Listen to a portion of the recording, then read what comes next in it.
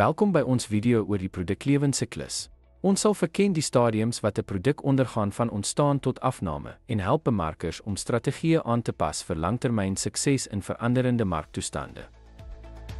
Die markbekendstellingsfase behels die bekendstelling van 'n nuwe produk met lae verkope en hoë promosiekoste. Maatskappye fokus op die bou van verbruikersbewustheid en die ooreed van handelsvennote om die produk aan te bied, wat dikwels aanvanklike verliese lei. Gedurende die markgroeistadium verkope toeneem na mate verbruikersbewustheid groei. Winste styg, maar kan effens daal as gevolg van mededinging. Verspreiding brei uit en die fokus verskuif na die bou van selektiewe vraag en die onderskeid van die handelsmerk. In die markvolwassenheidsfase neem die verkope plateau en mededinging toe. Firmas ding mee om markaandeel en winste daal as gevolg van hoër promosiekoste. Voortgesette produkdifferensiasie en innovasie is noodsaaklik om mededingendheid te handhaaf.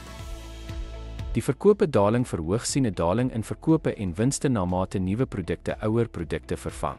Maatskappye met sterk produkte kan steeds wins maak, maar promosieaktiwiteite is minimaal. Besluite oor die verjonging of staking van die produk is nodig. Begrip van die produklewenssyklus help bemarkers om produkstrategieë effektief te bestuur.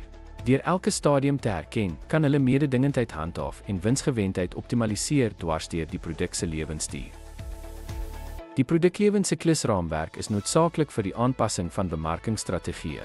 Dit lei bemarkers om mededingendheid te handhaaf en winsgewendheid te optimaliseer en verseker dat produkte relevant en suksesvol in die mark bly. Dankie dat jy ons video oor die produklewenssyklus gekyk het. Ons hoop hierdie insig help jou om te verstaan hoe om produkstrategieë effektief te bestuur en mededingendheid dwars deur 'n produk se lewensduur te handhaaf.